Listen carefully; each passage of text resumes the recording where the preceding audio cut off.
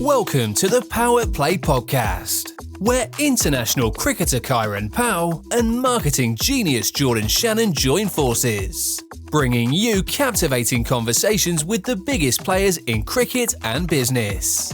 Join us as we dive into the lives of current stars in the cricketing world, the legends before them, and those extraordinary icons whose performances changed the game in both cricket and business. Exploring journeys both on and off the pitch, the boardroom, and everything in between. Get ready for an exhilarating blend of cricket, life, and business insights, with two insatiably passionate, infuriatingly no-holds-barred hosts, who, unfortunately for the rest of us, live and breathe this stuff for a living. Hello everybody and welcome to episode 44 of the PowettPlay Podcast. I'm your host Shannon, and as always I'm joined by my co-host Kieran Powell. How are you, Kai? I'm good, John. How are you? Yeah, good, thank you. I feel like we've got quite a lot to discuss on episode 44. Lots of things going on in the cricketing world, so we'll waste no time and get stuck into it. And I wanted to get your thoughts really after last week's chat in terms of, you know, the cross-format coaching and the benefits. And then obviously England announcing that Brendan McCullum will be taking over in January with the white ball. Yeah, I think it's interesting. I mean, people are clearly listening to what we have to say. That's 2 weeks, two discussions that have gone in our favour and had something implemented. Yeah. So that's interesting. But I think it's the right move. I think that, as I said, look, the main thing is the scheduling. Once there's not an oversaturation of cricket where it allows for people to coach in both formats, then it becomes a lot more feasible. Yeah. And I think that you heard them mention that in the appointment as well, that the schedule eases from next year.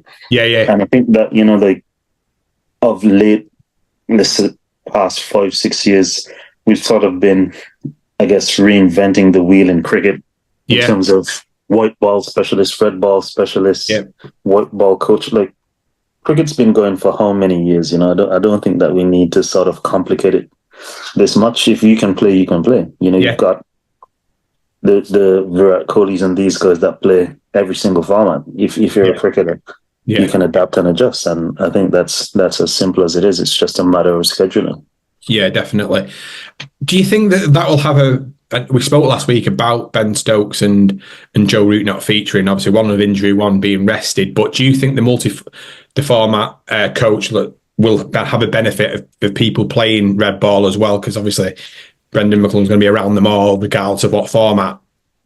100%, because he ultimately wants his team to do well. Now, all the teams are his teams. Yeah. So ultimately he's going to want the best players available. Yeah. Across the board, and so it's just a matter of, I guess, management of the players. Obviously, especially the multi-format players like, let's say, a Mark Wood, a Harry Brook. How do you handle them across formats? When do you rest them? What series do you play them? What do you deem important? What do you prioritize?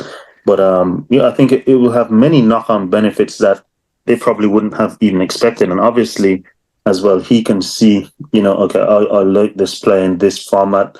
Yeah. Is it worth giving them a go in another format? You know, just, you know, and having those conversations whilst on tour, and sort of ushering in that person into a different team, because he's able to build those relationships across formats now, as opposed to just in the test team. Yeah. Well, I think really there's no conflict of interest.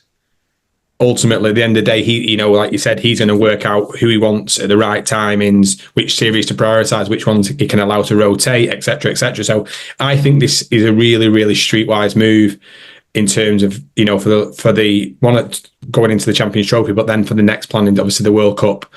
I think it makes sense, and I think that you'll start to see, you know, with the schedule being, you know, easing a bit more, I think it makes a lot of sense. So I think it's a really positive move.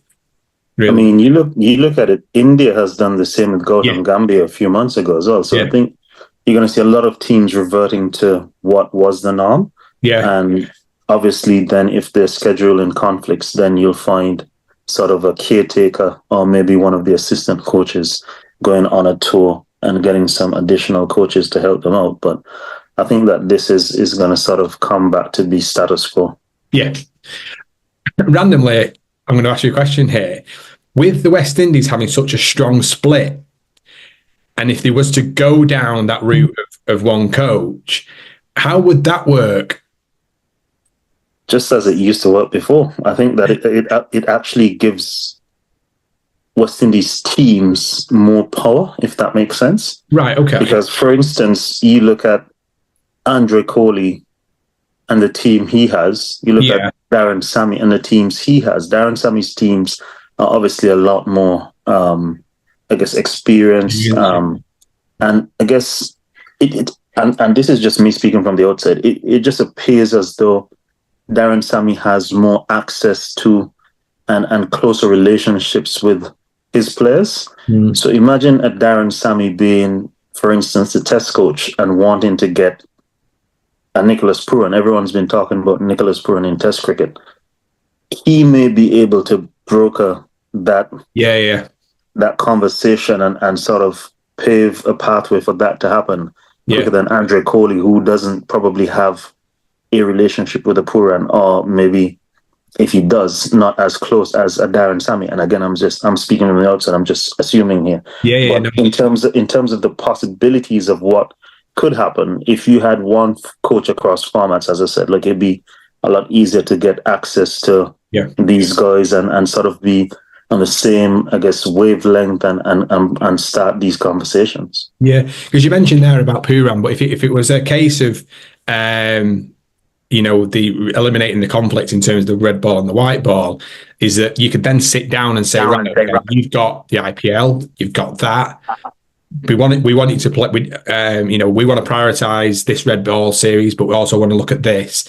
You can then obviously then start to look at the 12-month picture and break down where it works, and get that player management. But ultimately, would advantage Nicholas Pooran as a player, but also West Indies, across all formats. If that was to go ahead, really. 100%. And as you look at it, for example, someone like a Shamar Joseph, who they're playing in T20s and test matches, it becomes a lot easier to manage him because it's one coach with a clear vision of what these are what I want from you. These series, these T20 franchise leagues. Someone like a Jaden Sears, you'll sit in test cricket and T20 franchise leagues. Don't worry about West Indies in ODIs and T20Is. We don't want that for you. We want you to focus on test cricket, county cricket, franchise leagues. You can go and make some extra money. So it's clearer planning, clearer pathways. Yeah, definitely. Obviously, we digress a little bit there in terms of that, but ultimately, I know, as we do on here, we go around in circles at times. But I think I wanted to get your opinion a little bit, because there's been in the press recently about the price of tickets in England, especially this summer, and the crowds, being quite low and having an impact. And I really want to get your opinion in terms of, is it Bazball in terms of the game's not coming to 4 or 5 days, so people see it as a risk, or do you think it ultimately the price of a ticket? I think the ticket for Lords was for £120. I think I seen or as little as, I say little, but I think the cheapest ticket was £95. I think that was day 3 and 4. What do you put it down to, if anything? Or organisation from, I guess, the respective host grounds or bodies, whatever the case may be. And that's not just in England. That's across the board. Across the world. True. I mean, you look at the West Indies. Generally, tickets are too expensive for local West Indians to come and watch cricket, and so people will probably watch the highlights on YouTube. People may stream the game on some streaming site, or whatever the case is, but you'll always find that stands empty. You look at what happened during the T20 World Cup, there was a huge turnout there.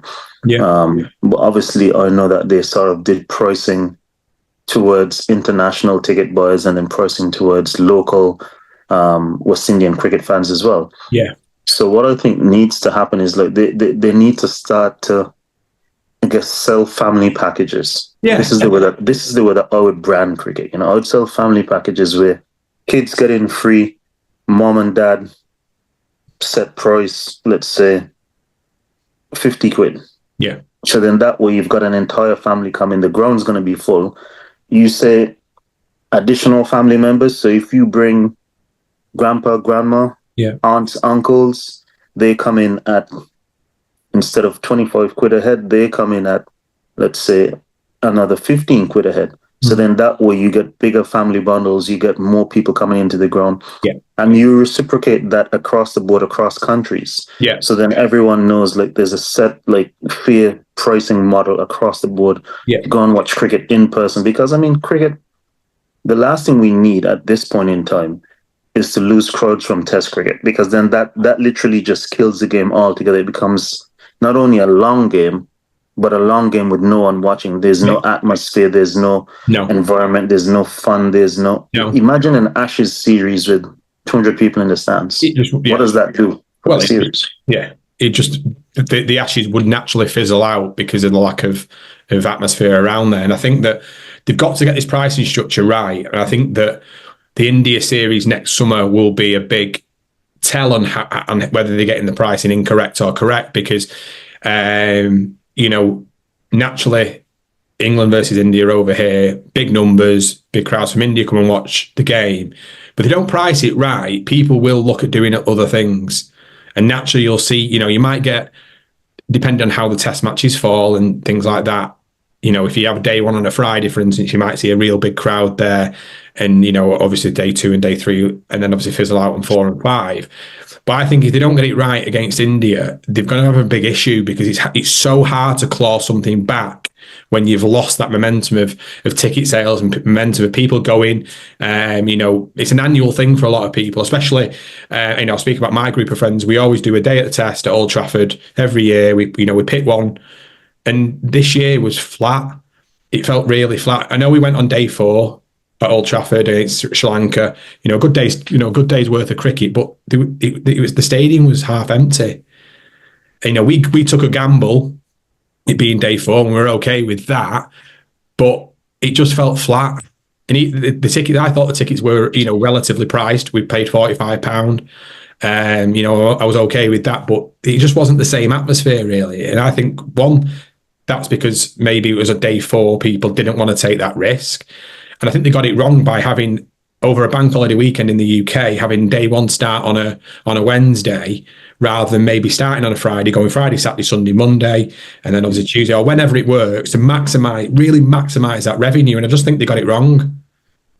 And that's where I said, like, planning is a huge issue, because, like, exactly what time of year it is, what events are on. So that's something that they really have to factor in. And that's why I said, like, family pricing is important, because then you can set up like little bouncy castles, little play cricket things for the kids to go and play. But what they also have to be mindful of is that people have so many more options these days. Massively. Cricket is a summer sport in England. You look at that, you've got Formula One, you've got concerts, you've got the 100, you've got the Vitality Blast, you've got women's cricket, you've got football starting back.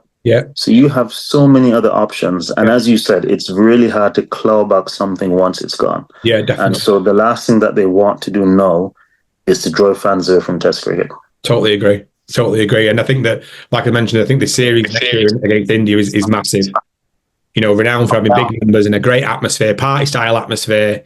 If they don't get that quite right, and they outprice themselves, because in the day, now you look at a schedule and you think, obviously, right, well, we've got that in June, I think it is, off the top of my head, or whenever it is, and it looks free at the minute, the schedule. Like I said, all of a sudden Wimbledon comes round and the football season or something, and all of a sudden you've got all these different bits, or someone announces a concert, a big tour or whatever. You're competing with things that you can't necessarily compete with.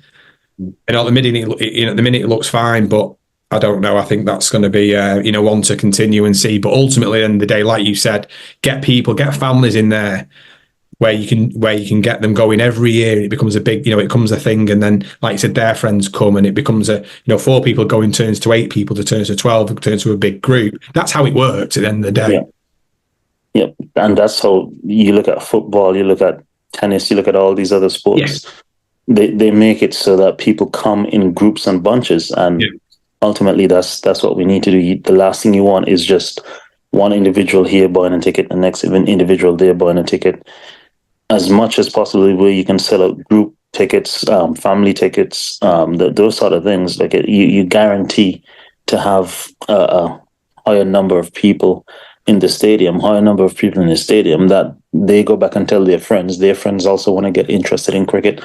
Maybe the next year cricket comes back. Oh, I'll come with you guys next year. So, you know, it's just word of mouth is the strongest form of marketing in that sense. Well, it is definitely. And it just, you know, I do understand there's an element in the UK that is hindered by the weather at times, especially further up north. You know, the amount of times, part of the reason why we gambled on the day 4 is because we knew that realistically there's going to be parts of the first 3 days which are lost due to weather. So we were aware of that, but that's something that you have to manage and you have to work in. As you know, saying we had when with test matches at Headingley and stuff, it's part and parcel. That's the conditions, and it's sometimes that's part of one of the benefits of playing up north. You do get these different conditions and stuff, so it is what it is in terms of that. But I just hope ultimately that we do see crowds back and we see that atmosphere, which the UK's test scene has been renowned for as well. So 100%.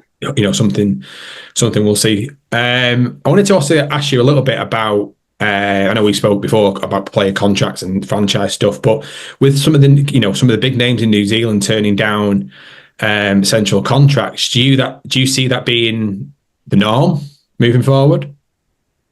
It's been the norm in the West Indies for a long time.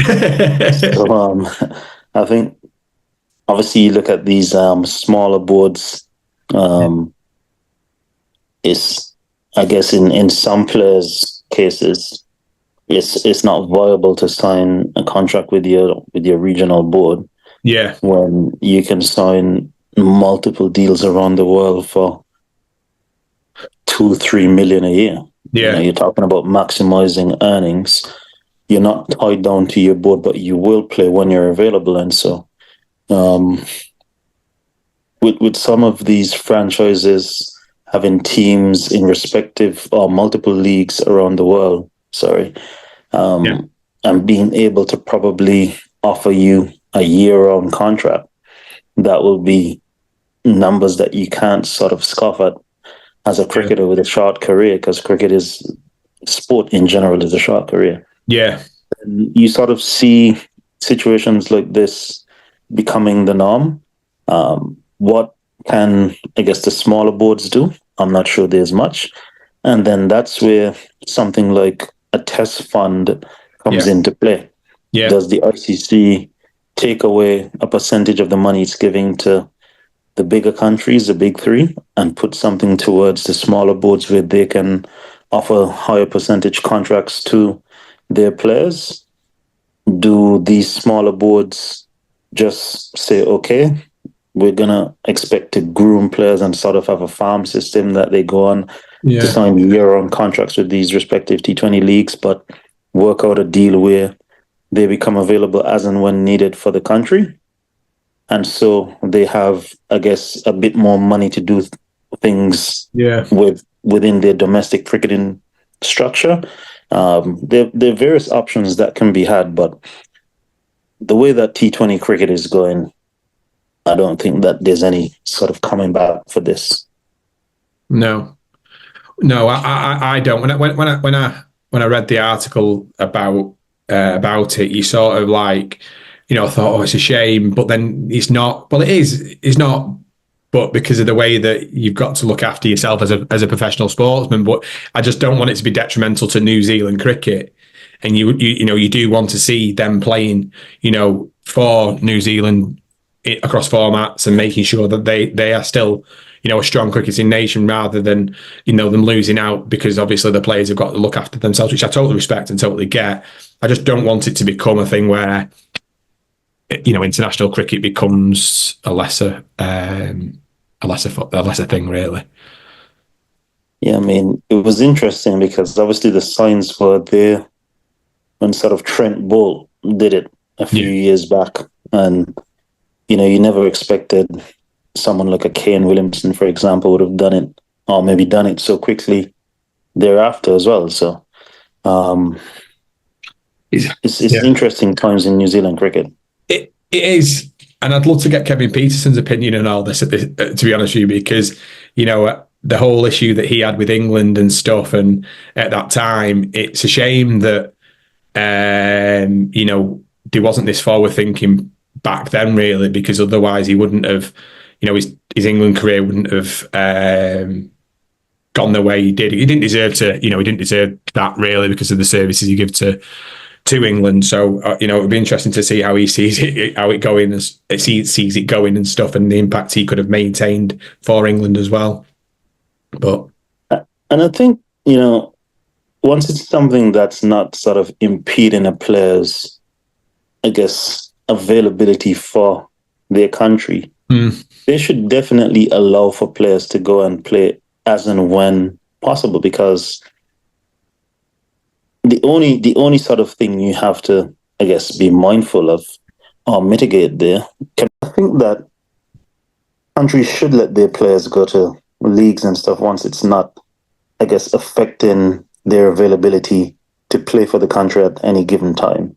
No. Because the only, I guess, downside of that, and it's not something that you can necessarily control in that sense, is injury. And if you're monitoring a player's workloads anyway, and you can have dialogue and discussions with the respective franchise leagues and say, look, we need you to monitor X, Y, Z. If this person is to get injured and it's not sort of a freak injury, but it's something due to like workload, burnt out. Yeah. Then these are things that we can manage. And so you think of a player coming back financially a lot happier. Yeah. That player is going to obviously want to perform for you, because ultimately that player's shop window is, the best shop window is international cricket. Yeah. Once you're performing against the best from the different regions. And so you're going to want to prove that not only are you capable and good on a franchise level, but you're going to want to display that you're one of the best in the world to continue to obtain franchise contracts. And so I think that, obviously KP was clearly, everyone's stated it no, but he was clearly dealt a bad hand back then. Yeah. But there's always, in anything in life, the first person to do something never really gets the easy road, and then everyone else benefits off of that person's sacrifices and willingness to go against the grain. So KP was obviously an extraordinary batter, but people have benefited from his services to England in various ways, I guess. Yeah, definitely. I always look back at the situation, and I always felt a little bit in the fact that England sort of wanted, obviously they put this situation upon him, but I think there's so many positives of him playing franchise cricket that he would bring back to help. The experiences of playing that, in the especially in the IPL and where he was going in the Big Bash and things. I think that would have had a massive benefit on England, especially from the white ball side of things. And with that, I know obviously the 2019 World Cup went in England's favour anyway, but ultimately working towards that when he finished in 2013 or 2014 off the top of my head, there was that period of time where I think if he continues to play white ball, especially the development of that team and those players and the impact it would have had would have been massive. And that was something that was just completely bypassed because it was perceived as, undermining the ECB, which is, something that, like you said, he effectively, lost out on that. But, he's had a massive impact and allowing people to move forward now anyway. So, anyway. And those points you touched on are things that people pretty much come back and say, these are the benefits of us going to the IPL. Obviously, apart from having 1,000 net bowlers and the options or the ability to practice at any time and continually get better, but rubbing shoulders with the best in the world and getting experience, learning from them and being able to bring that information back home. You look at, for example, what it's done for Indian cricket, having all the best in the world come there, and how Indian cricket has just sort of been like a bodybuilder on steroids. Like it's just India can put out a C team and probably beat most international teams around the world. You look at when England last went across there, it was injury after injury. Virat didn't play any of the games. No. And you had people like Safraz Khan, etc., just coming into the team and straight away taking to international cricket like a duck to water. So, there's, once done correctly, and as I said, like it doesn't interfere with your country's I guess, ability to field a strong team, the benefits definitely outweigh the cons in my opinion, and the facts are there to prove. And on the topic of obviously franchise cricket, the CPL got underway last week, which is great to see some of the lads out there, doing the thing, which is great to see. What's your thoughts on, I don't know how to word it, sort of like the lack of sort of youth coming in that sort of tournament, really? Is that the right way of putting it? I wouldn't say it's the lack of youth, but I'd just say it's the lack of West Indian talent in general. Right, yeah. You feel as though you're not seeing anything new. You're not unearthing anything. You're sort of recycling the same. It may change location, it may change position, but you sort of it's a recycling thing. It seems like almost like an ecosystem as opposed to something that breeds new life. I think that it is extremely important that the West Indies board, and I know they signed away the rights to all cricket 20 overs and under to CPL, which is absolutely bizarre. But I think it's important that they sort of have like a Caribbean T20 tournament where the respective territories can play and represent themselves. And that way you can sort of identify and highlight new talent coming into the region. Yeah, definitely. I think also you need to get those guys into the CPL. Obviously you've got guys that have been playing CPL for how many ever years, but you sort of need, I guess, new, fresh talent coming in. I mean, you look at, for example, what a fresh year it's been for the West Indian region. When you look at Jewell Andrew playing in the CPL, everyone talks about it. I mean, Antigua obviously have had a very rough time. They haven't won a game yet, but a 17-year-old that's standing up and I mean, it's definitely not if. We've known this. I've known this from since I've seen it. You've said it at 15. Yeah, you've said it for a long time. When I saw him at 15, I knew it wasn't if. It's when. And I hope that, obviously they give him enough time to develop. What could happen or what tends to happen is because you have so much raw talent, raw ability that they sort of pick you ahead of your time, but I think he's got so much time and so much ability. And I think that they can allow him to play for another couple of years and continue to grow, continue to gain experience in different atmospheres, countries, A-team tours, these things, so that when he does go onto the international scene, I don't know if anyone's ever ready, but he's more prepared. He's more developed. He has more experience to fall back on, as opposed to just a handful of regional and A-team and academy games, etc. But you're not seeing sort of enough of that. You're not seeing any new young fast bowlers, any new exciting young spinners. Nothing like that's coming through. So it's, for me, a worrying sign, because what's next? Who's next for the West Indies? Who are the players that we're looking to groom? You have sort of the West Indies Academy that plays in the regional team. I think it should be mandatory that these guys be, I guess, dispersed across the CPL teams. Yeah, definitely. Because if you're investing into them that heavily, then you want to get them the experience in all formats. Yeah, definitely.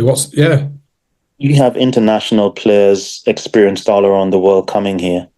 These guys need to be rubbing shoulders with them, practicing with them, learning from them, and continuing to grow and develop their games. And so I think that, there are a few minor things that are being missed right now from a CPL standpoint in terms of the greater development of West Indian cricket. You look at the IPL, you can see that Indian cricket and Indian players are developing leaps and bounds. And so we need to find a way in which, not only from, I guess, the players that we bring in needing to be high quality, but the coaches that we bring in being high quality as well, so that the players are not only, I guess, getting advice from other international or franchise journeymen, but respected high quality coaches that they can keep in contact with throughout the year and continue to grow their game, work on certain things, and you can see progression over a period of time. Yeah, definitely. And I think that you mentioned obviously there about the West Indies Academy playing in the regional competitions. That I agree, like that they just should be, they should make sure that they're dispersed across.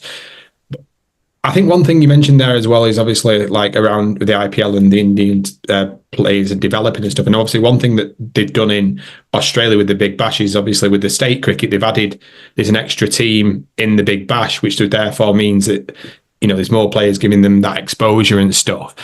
And I know that, so with the CPL, they lost the Jim Talawars, didn't they? And then they added Antigua. Yeah. So why can't you just add to it anyway to make, to somehow obviously give great, some greater opportunities to some of the young lads coming through. Like I said, at least you can see that opportunity and see if they can move forward, really.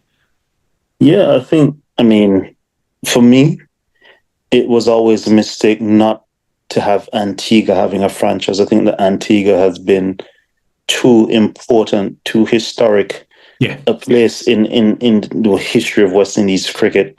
When you look at some of the things that have happened in Antigua, you obviously look at some of the players that Antigua have produced for the West Indies.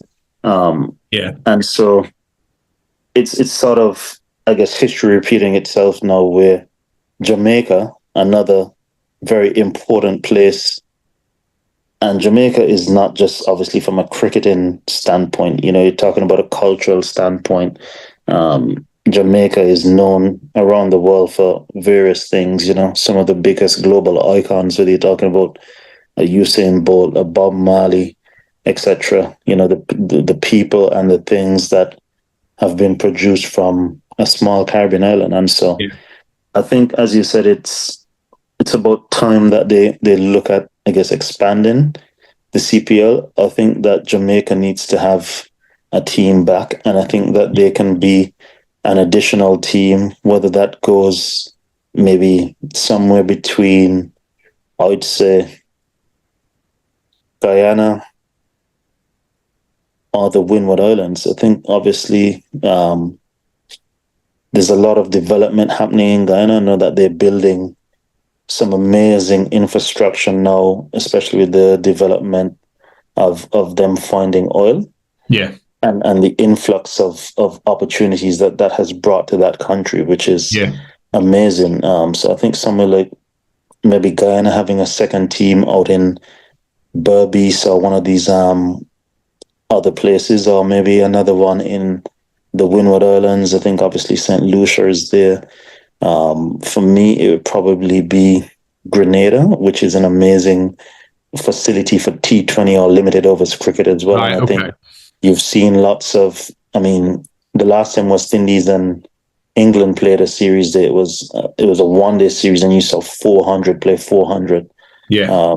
So you're talking about a good cricketing track where you're going to have good quality cricket. So I think between those three places, you can get another 2 teams. You have 8 teams.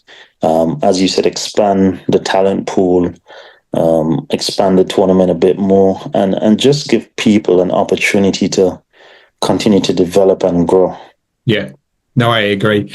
I agree completely. And I think that I just wish that, with I'm not just saying it obviously with you being on here now, but the way that you break things down and talk in such a common sense perspective, I just wish they'd think about that in that logical way, really. I understand there's probably, barriers to overcome with various bits and pieces, but I think that by, even if you was to communicate that you're trying to expand it, or the idea for 2025 or 2026 is X, Y, and Z, that it sort of, at least it gives that element of hope within the regional players that it's, okay, well, it's not happening this year, but you know what, it's going to happen next year. So make sure I'm going to be at the front of that queue when they do expand, and, there's going to be extra opportunities for players, because, we spoke and you've spoke lots and lots about, the lack of games that are played, in the Caribbean, for the weather that you get, on an annual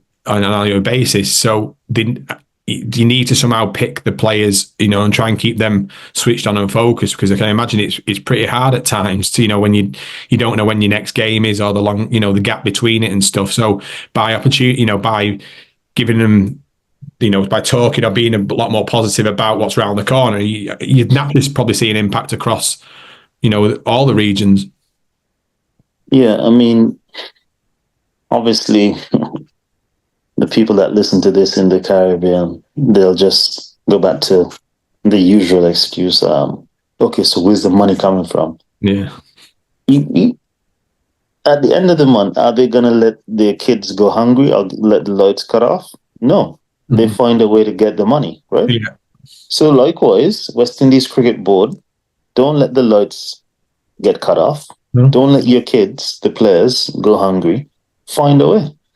If you can't, I guess, find a sponsor that brings in X amount of money that you're trying to achieve, there's so many different ways to skin a cat. You go to all the businesses in the Caribbean and you say to them, we'd like you all to be sponsors of West Indies cricket and donate between $500 to $1,000. Yeah. You know how many islands are in the Caribbean and how many businesses in each island? You know how quickly that money starts adding up? Yeah, that's it. I mean, they just have to think. You can't just think inside the box anymore. You've got to get outside the box. Yeah, so definitely. I think that they need to, I guess, come away from the excuses and just try and find ways to be creative in finding avenues for funding. Yeah, I wanted to ask you a quick question there. I know you spoke there, obviously, the benefits of Jewell Andrew playing, and the fact that, he's had a great start to the tournament. I think he's third or fourth on the run scorers list so far. And you mentioned there about taking your time, and developing and stuff. But what would you see happening if he was to say if he was to finish the tournament third or fourth leading run scorer? What would you see happening? Would you see him getting picked, or would you see, what would you like to see versus what you think will happen? What I would like to see is for him going to the Super 50 tournament and do the same. Yeah. Go, have fun, enjoy yourself. The same thing that was said to him all of last season by the Leeward Islands Hurricanes. Just have fun. Like, it's not your responsibility to sort of get this team to wherever it's going to go to. That's upon the senior players. Yeah. And so there's no responsibility on you. You go and play your game. And I think that should be the message to him for probably the next year and a half. Yeah. Get him up to... Because it's a funny situation. I remember speaking to him when he was at the last Under-19 World Cup. Right. And I was just wondering, was he batting so low? I think he was batting 7 or something. Yeah. And, obviously they were saying, obviously he's got an next World Cup to play, so, he'll get more opportunities. And I was like, you need to tell your coach, I said, this is your first and last World Cup. By the time the next World Cup comes around, you'll be playing for the West Indies senior team. So got to get up the order, not down. Because it's not happening again. No. You can. I mean, if you can see talent and you can understand talent, you can tell that there's certain people that they're gonna get there and they're gonna do well when they get there. And he's just one that's just so naturally gifted. He's got amazing hands, amazing composure. His abilities beyond what I've seen of any 17-year-old that I can recall. So I'm just happy that he's doing well, but I don't want them to rush him to answer your question specifically. I just hope that they allow him to play Super 50, allow him to come back and play another second season of first-class cricket, get some A-team cricket, get some more CPL cricket, get some more Super 50 cricket, and then you can start looking at him, I would say 2025, because he'd have had enough cricket where he'd have done well, he'd have done badly, he'd have come back from doing badly to doing well again, so he'd understand how to go from success to failure to success, and deal with all these things and still be composed and, go about his business. So yeah, once you pick someone off the first few initial games of doing well, you're setting them up for failure long term. Is my perspective on it. Yeah, definitely. Like I said, I agree with what you're saying. I think it's really important for him to go to maintain, over the next few months, and like I said, 2025, going into 2025, that he's going playing regional and cricket and developing, like you said, learning from his successes and his failures as well. So wish him all the best, and fair play for at 17 years of age, he's obviously got a hell of a lot of talent and great. He's very fortunate, in my opinion, as well, to be surrounded by people like yourself to share a change room, because the knowledge and the and information you'll share with him will be incredibly invaluable for him moving forward as well. Yep. Back onto red ball. Have you seen much of the Bangladesh whitewash of Pakistan? I have, and it's an interesting one. I think Bangladesh are sort of a hot and cold team, but I think what you can identify is that the fast bowling stocks are being developed really well. Yeah. They're starting to find people that have enough pace. They're getting enough skill that they can travel overseas and take wickets, which is a big component of winning test matches at home, or where you need to have fast bowlers that can take wickets. Yeah. I think from Pakistan, it's obviously it's an issue that's happening now in front of us, but I think it's something that was sort of created way back when you had that terror attack on the Sri Lankan team, and you look at, I guess, what that would have done for Pakistan as a nation. People don't understand that. You look at old videos of cricket being played in Pakistan and the grounds are full. Yeah. People are flying over the guardrails, fans, atmosphere.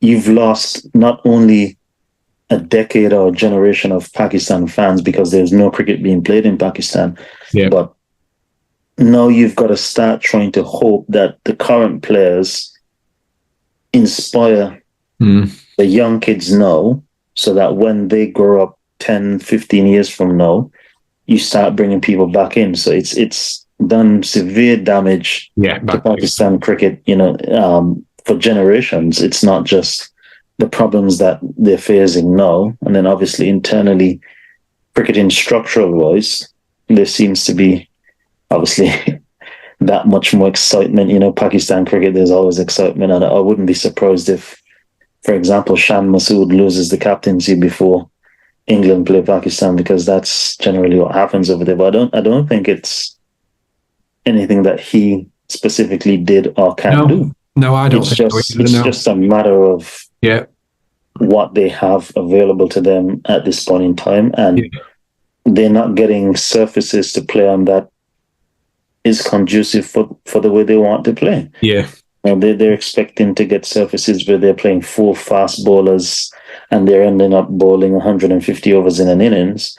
That's never the plan when you play 4 fast bowlers. You want something quick, seaming, doing the work so that your fast bowlers can get teams in and out of there in no time. So yeah, definitely. There seems to be a lot happening, and it's not sort of, I guess, matching up what product they expect on the field and what's happening from board level. Yeah. What I'm hoping though is that potentially with England going over there, that there can maybe be a little bit of a spark of interest back into playing. Maybe we get some numbers back watching Pakistan, because I think that they've got they have got very good players in my opinion. It's just not really come together. There might be a little bit of an oversight potentially as well, but. Like you said, the point there you made of losing a decade of cricket in Pakistan is had a massive impact. With how it's a real shame, obviously, but it's now trying to claw that back. And I'm hoping, like I mentioned just before, that with England going there, that we might see a little bit of some momentum back to people watching Test cricket in Pakistan. But who knows? Yeah, it'd be interesting to see. As you said, I mean, we don't know if the Barmy Army are going to travel. That's another thing. No, I think that generally is crowd atmosphere. Yeah. All that sort of stuff. You mix that in with the local Pakistanis and stuff, then that should definitely be a helper, a starting point. But I think, there's so many things that we have to take into consideration when we think about, obviously, teams going out to Pakistan now, the security levels and stuff. But it would be great if, for instance, like the Barmy Army can further, and sort of help to create that atmosphere and bring that vibe back to Pakistan cricket fans and lovers. No, what you said there about like the vibe and stuff. I think obviously with Graham Thorpe's, recent passing, it was all highlighted at the Test match he played when him and Nasser Hussain knocked him off, and it was in the dark, and the atmosphere there was like electric and really quite iconic in terms of how it was. And you sort of like you want to see that back because it's part of what playing in Pakistan is all about. And I'm hoping that, like I said, it will come back. But I really want to see sort of like that icon again in Pakistan cricket. I still think they have it in Babar Azam anyway, but you kind of want to see that more of that, that icon in Pakistan, really, I suppose. I think Babar's been off the ball for quite some time now as well. And you look at, obviously, Shaheen hasn't even played in the last Test match. No. So it's only sort of Rizwan that's doing well. That's a part of, I guess, that big three. That three, yeah. And I wouldn't be surprised if Rizwan's named captain for the Test series against England. That'd be interesting in itself. But, I think obviously a fit and foreign Pakistan is important to world cricket. So let's see what they come up with. I think that they have some very good players, as they always do. Yeah. It's just a matter of, I guess, preparation and getting things right and getting them right. Yeah, definitely. Well, I think we've covered quite a few topics on tonight's episode. Thank you so much. And thank you to all the people who are listening and watching. And we really do appreciate you, with the episodes that we're on to episode 44. So keep liking, keep subscribing. So thank you so much. Like, comment, share, subscribe. Cheers. Thank you for joining us on the PowettPlay Podcast, hosted by Kieran, Powell and Jordan Shannon. We hope you enjoyed this immersive dive into the world of cricket and business, exploring the unique experiences and perspectives of players past and present, alongside those invaluable insights into intriguing business themes that transcend beyond the boundaries of sporting heroics. Be sure to set your reminders on your Alexa or Google Home device. Or we won't tell anyone if you still use those paper calendar things from a bygone era. Join us next time for more inspiring dialogue with scintillating minds on the PowettPlay Podcast.